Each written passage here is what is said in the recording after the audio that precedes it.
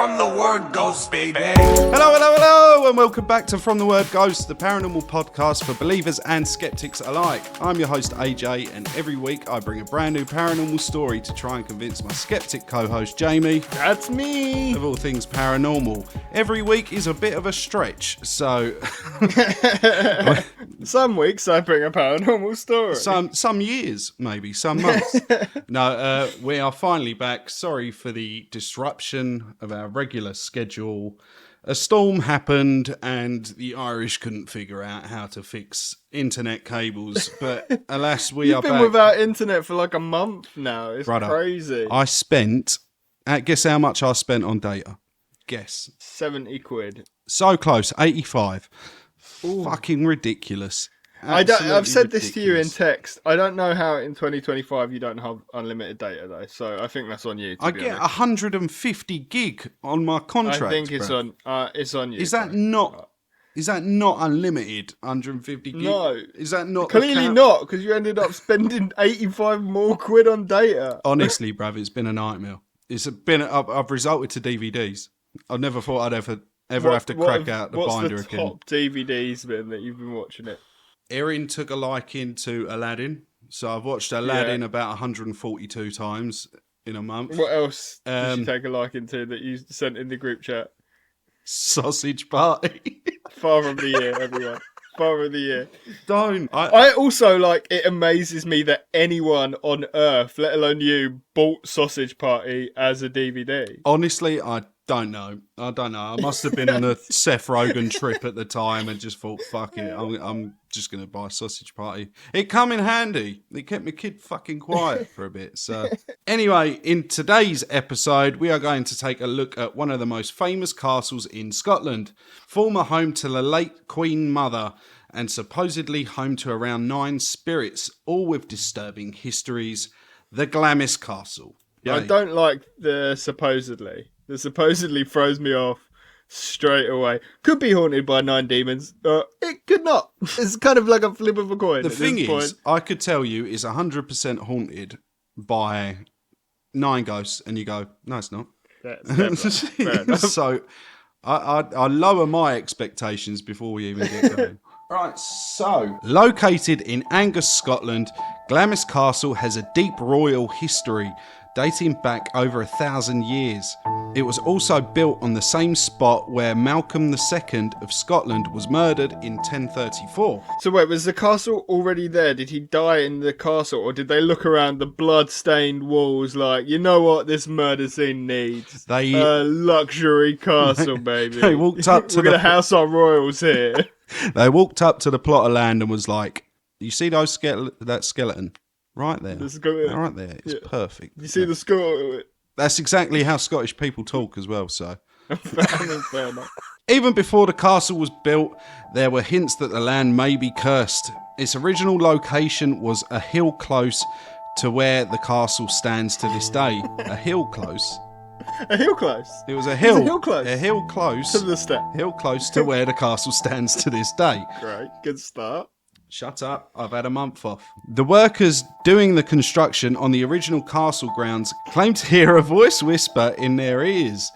Build not on this enchanted spot, where man hath neither part nor lot, but build down in yonder bog, where it will neither shake nor show. That's like asking you to read normal English, let alone that, is it? I was waiting for you to go Scottish accent, please, and I was like, tits. You should have done it with a Scottish accent, to be I'm fair. sure there will be plenty of spots in this story where I can do a Scottish accent and ruin my life further. This alone prompted the moving of the construction. The castle's construction officially finished in 1372 and was gifted to Sir John Lyon. Fuck me. That's a weird name. It'd be my ideal name. Aaron. Sir John. Aaron, fuck me. Fair enough. Oh, I don't like that. Didn't like that at all. I didn't like that. The second it came out of your mouth. Yeah. Even before, I was like, you've gone too far. And was gifted to Sir John Leon Thane of Glamis by Robert II and has remained in the family's ownership to this day. To this day! To this day! Imagine just like, oh, we've finished building this castle. Like, well done, lads. It's going to look great. I'm giving it away, actually. I don't actually want this. I'm just going to give it away. Turns out it's like fucking the 1300s version of a Mr. Beast fucking show. If you're the last man to build this we're going to give away first person to see a ghost fuck it up. Gets a castle. No, please, Mr. Beast, not this one. You can't have everything. Glamis Castle has over 1,000 reviews stating the haunted and eerie atmosphere of the castle. One review said this. No, this guy's Scottish, right? Scottish accent. Go on. I can't think. Well, we're waiting.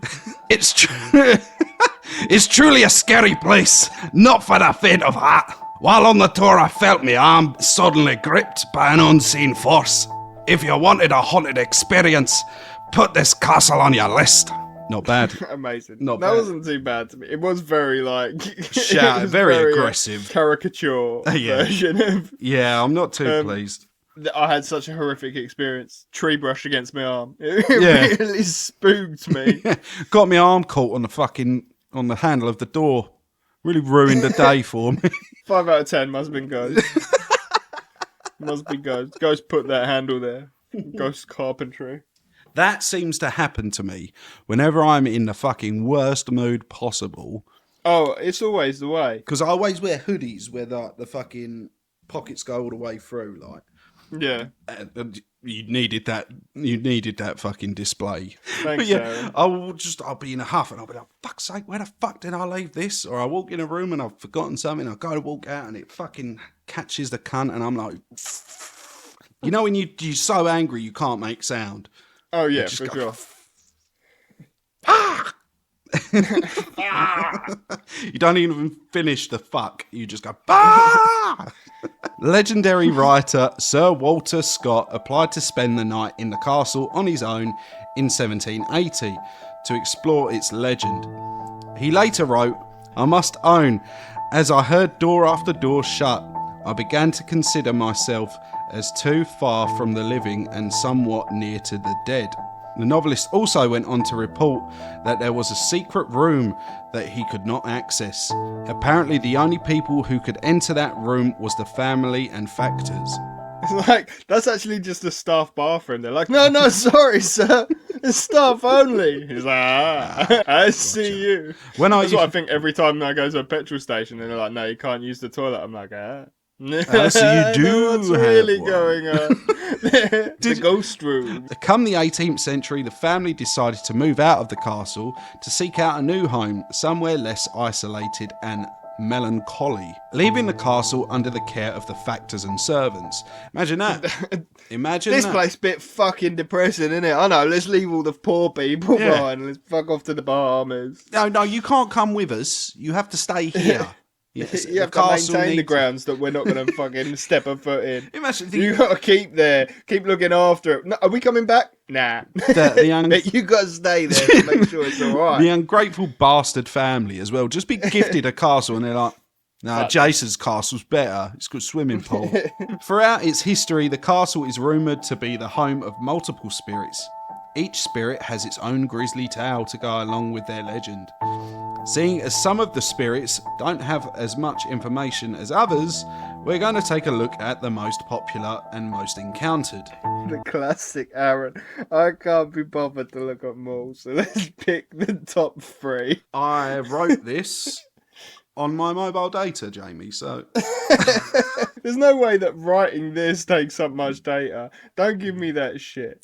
No. Watching Brooklyn Nine-Nine every night. That's what takes up the data. And don't give me that. Terry loves yoga. Oh, I couldn't work. I had no data. Terry loves... I still managed to watch the whole series of Sausage Party after the DVD got worn out. But Terry loves yoga and Aaron likes slacking off. Yeah. So the first spirit is the monster of Glamis Castle. Our first spirit gained popularity shortly after the visit from Walter Scott It seemed that many believed that the secret room was kept so closed off because it was harbouring a dark secret. You look so bored. You look so bored. Mate, I've got this cold. My eyes are just like... Do you know what I mean? Like, you are dark circle so bunged up. Rumours began to spread that the hidden chamber concealed a captive, someone who had been there since their birth. Imagine being kept in this enclosed space that no one else can go into since birth. Live in this horrible, in this enclosed tomb, just for people, 200 years later to be calling you the monster of Glamis Castle. Some poor soul. You didn't ask to get locked in there. Fucking, that'd suck. It instantly reminded me of Treehouse of Horror with Bart as an evil twin. Oh, yeah. Instantly. I think that's just my brain, though, just defaults to The Simpsons, because The Simpsons has done everything. By the 1840s, reports claimed the chamber concealed a monster who was the rightful heir to the title and the property, but who was so unpresentable that it was necessary to keep him out of sight and out of possession. Fucking, you win the birth lottery, you get birthed into the royal family, and they're like, nah, fuck this one. Let's kick him down the stairs. I mean, I've been called some names before, but I've never been called unpresentable before. Unpresentable. That is a proper kick in the teeth. It's such a par. Why'd you leave me, Daddy? You're unpresentable to me. It is necessary to keep you out of sight. Go play in the shadows, boy. And by shadows, I mean road. It was generally believed that this monster must have been a member of the Bose-Lyon family. Bones-Leon family. Leon. Multiple researchers insist that the prisoner was Thomas Bose-Lyon. We're going to go with Lyon because my brain instantly says Thomas Bose-Lyon. The prisoner was Thomas Bose-Lyon. Thomas Bose-Lyon, son of Thomas, Lord Glamis, and his wife, who were the great-great-grandparents of the current queen. Not current queen, the past queen. She's dead. She did. She's dead. She is with them now. Oh, holy night, eh? Fucking hell. Official records show that the child died on the day that he was born, October 21st, 1821. But there are those who say that this was a lie. By the second half of the 19th century, it was often reported that the child had been born so hideously deformed he could never be allowed to inherit the title. Oh, Jesus my heart. This poor boy. My boy. What they've done to my beautiful boy. Some accounts refer to the monster as the human toad and a flabby egg. Personally, I'd prefer the monster, to be honest. Yeah. Nobody likes their eggs that way in the morning, that's for sure. That's a very different song. This poor guy talking about it for 5 minutes is be called unpresentable, so hideously disfigured, and it's been called a human toad and a flabby egg. Toad. A flabby egg is probably the worst for me. Yeah, I don't think I'd mind human toads. That sounds like a superhero. That is just fucking... It's Toad Man! A detailed description emerged early in the 1960s, when the writer James Wentworth Day spent time at Glamis while writing a history of the Bose-Lyon family. From the then Earl and his relatives, Wentworth Day heard the legend that the monster was a creature fearful to behold, a deformed caricature of humanity. His chest an enormous barrel, hairy as a doormat. His head ran straight into his shoulders, and his arms and legs were toy-like. And yet, however warped and twisted his body, the child had to be reared to manhood, kept safe, and occasionally exercised on the castle parapets out of sight. What more do you want? We let him outside. He got gruel for dinner. He was fed. Fucking hell. We only beat him a little bit every day. The monster's rooms were said to have been bricked up after his death. Following his death, it was said his spirit would haunt the grounds and the battlements of the castle. I'd haunt the place too if they spent my whole life referring to me as the flabby egg. It's the only time. Of course I'm coming back to haunt you. The only time he's been allowed to go out and look at the living room or the kitchen was after his death. He had to die before fucking being let out of then his they room. fucking enclosed his place. They bricked it up to try and keep him in there. I mean, my mum used to ground me for life. She used to throw that threat about a lot. And that's why he's still in the house today. My mum used to get so annoyed when she grounded me. I'd just stick on Slipknot and put my speakers on the floor. Within 10 minutes, she'd come up and be like, "Are you going out or what?" Yeah, actually, Nice. Mum, yeah, I think I will. Yeah, good tactic. I like that. There's also a story that guests staying in the castle once hung towels from every window of every room in a bid to find the monster's bricked up suite. However, when they stood outside and looked at the castle, several windows were apparently towelless. Not the towels, please God. Not the towels. The scariest story you've told so far, Aaron. Case closed, in my opinion. We've never had towels brought up on this podcast. Is it haunting or is it laundry day? You decide. Our second spirit is that of the tongueless woman. Her story is that... nope. Her story is... Yeah, that's it. Her story was that. Her story is that. Our second spirit is a tongueless woman. That's all you need to know, really. Her story is that. Did I say case closed or did I say case closed? Her story is that she was a serving maid who stumbled on a terrible secret, known only to the incumbent Earl. Don't think that's how you say that word, brother. Incumbent, yeah. I think that's it. Please edit that out. Known only to the incumbent Earl. She threatened to expose it. The Earl ordered guards to cut out her tongue and then killed her. I mean, cutting out her tongue would be enough, you know? She's never going to... extra steps. She can't speak if she's dead. Why cut out her tongue? Sire, she won't be able to speak if we kill her anyway. It's fine. Well, don't speak up to me. Quick, kill him and then cut off his legs so he can't run away. One paranormal enthusiast stated that upon their visit to Glamis, she saw her apparition wandering the halls frantically looking for help. She was pointing at her badly injured face while blood spilled from her mouth. She ran right past him, but when he looked down at the carpet, he saw wet patches of what he believed to be her blood. So, tongueless woman, mate. Tongued woman. Tongued woman. So tongued woman. What the we woman saying who about? was tongued. What we saying about tongueless woman? She was a woman, and she lacked a tongue. She did. Why does that make her a ghost? Because she was. Because people said they saw her. Exactly. Where is the proof? Proof's in the pudding. Well, there we go. I'm glad we cleared that up. Next ghost, baby. Probably the most evil and infamous ghost of the castle is that of Alexander Lindsay, the 4th Earl of Crawford, nicknamed Earl Beardie. Yeah, Earl Beardie. Beardie. Fuck. Fucking nicknamed hell, Earl Beardie. A very cruel and sinister man who drank heavily and abused his servants. In one instance, he ordered one of his servants to strip naked and run around the grounds for his entertainment. It turns out that this entertainment was actually a manhunt. Beardie, his guests and their hounds chased the servant around the ground.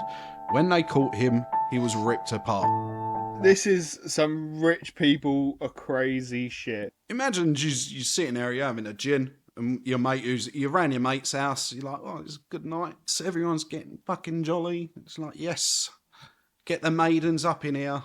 No. Actually, boys, I've got a decent bit of entertainment. I've heard you say that many times, to be fair. Bringeth the maidens. Show me some fucking ankles. Yeah, and your mate's like, I've got some entertainment for you. And you're like, fucking cracking charades or something fucking fun. Nah, see this one. Get your knob out and run around. You, go get the dogs. Watch this, is fucking cracking. It's fucking insane. It's just fucked up.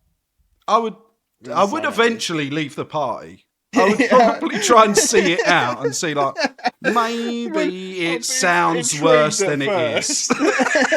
Maybe this will turn out to be fun. My interest, sir. Earl Beardie's presence has been seen, heard, and felt around the castle. Reports of children waking in the middle of the night only to see a dark figure looming over the beds have been noted. The legend goes that Earl Beardie was visiting the castle one Sunday night, and upon returning to his room, he was shouting in a drunken rage for someone to play cards with him. His friends have gone home just like, fucking, mate, you just ripped someone apart. We're not hanging about anymore. We're just gonna go home, call it a night. He's like, now who am I going to play Uno with? Maybe I should have started with Uno. Yeah, you start with Uno, you end in Battle Royale. So there you go. Nobody wanted to take him up on his offer on a Sabbath, so he raged and proclaimed that he would play with the devil himself. Shortly after this outburst, there was a knock at the door, and a tall gentleman in a dark coat appeared, offering to play cards. Bullshit. The two men retired to a room and slammed the door shut. A great deal of swearing and shouting could be heard coming from the room. One of the servants apparently looked through the keyhole to see what all the commotion was about and found himself blinded in one eye by a bright beam of light. The mysterious man is reported to have been the devil, having won Earl's soul in a game of cards and condemning him to play until doomsday for daring to play cards on the Sabbath. Why does the devil care about cards on the Sabbath? Surely he'd love that shit. Yeah, actually, I'm siding with you on this one. The devil would be like, this is fucking class. No. Yeah. Could you do this every Sabbath? Yeah, spread the word. Spread the word. Yeah. We'll do more manhunting. We'll do manhunting and cards on the Sabbath. It seems like the devil would love this guy. I'm not going to lie. I don't think... I know we had a bet's a bet, Earl Beardie, but you've turned out to be a fucking blinding bloke. And it turns out that you are doing my work up here for me. So I'll just come over on the Sabbath, we'll have a couple of drinks, we'll tear some people apart, and we'll be fucking good to go. Our final spirit of the day is the Grey Lady. She is believed to be Lady Glamis, also known as Janet Douglas, who was burned at the stake for being a supposed witch in 1537. She was accused of poisoning her first husband, John Lyon, Lord Glamis, following his death in 1528. But she was found innocent of the alleged crime and free to marry her second husband, Archibald Campbell of Skipness. Man, that's Archibald a strong name. Is a name that doesn't get used enough these days. However, in July 1537, she was accused of planning to poison King James V of Scotland and communicating with her brothers, who were part of several conspiracies against the king. Although the allegations were clearly false, she was sent to Edinburgh Castle dungeon. James could not find any evidence to convict her, so he tortured her family and servants in a bid to find the truth. I can't find anything to suggest she did this crime. Maybe we should let her go. Nah. I'll just torture everyone she's ever interacted with, and that'll be my evidence. She will eventually give in. I guarantee it. Fucking guarantee. Hey, you sir, you mowed her lawn 7 years ago. Hit him with a fucking hammer. Get him. Get him. Throw a brick at him. Get him. She was later convicted and burned at the stake on July 17th, 1537 at Castle Hill, Edinburgh. The Grey Lady is exclusively seen praying in the chapel of the clock tower. She is probably the least sinister spirit, always praying and never seems to acknowledge those that see her apparition, but is quick to disappear if her sighting brings too much attention. A somewhat shy ghost, you may say, Jay. So those are our spirits that haunt the Glamis Castle. The castle is open to the public to this day and is apparently quite the attraction around Halloween, of course. That was the Glamis Castle, the first episode back for From the Word Ghost. Yes, we have to say we are sorry that we have been gone. Just a lot of technical issues. I love the fact that last episode we were like, we're going to be way more consistent this year. Don't say it. Do not say it. We are making no commitments. We might be back next week. Who knows? Never fucking Might be a fucking earthquake that takes us out by then. We streaming the from Russians hell. might have hit by then. Who fucking knows? Aaron might fucking play cards on the Sabbath and then we're all fucked. So I reckon me and Satan, we'd be like that. Peas in the pod. Yeah, we were like peas and carrots. That is going to do it for us at From the Word Ghost. If you want to be in the next listener story, Jay, where can I send a listener story to, please? You can send your story to fromthewordghost@gmail.com, or like they slid the flabby egg down the frying pan of life, you can slide into our DM. Slide. 3, 1. Oh. Oh, it is a 3, 2, 1. It's not a 1, 2, 3. Right, God, you start. 3. 3. I'm ill, brother. 2. 1. Whee! That's going to do it for us at From the Word Ghost. Join us next week or the week after or whenever the next the country recovers from the next massive fucking storm. Let's see what happens next, shall we? Here's one I made earlier. Join us whenever. Join us soon. That's the word I was looking for. Join us soon. We'll use that from now on. It's vague enough that we can get away with a month or a year. And we will eventually continue to explore the unknown together. Good night. Good night.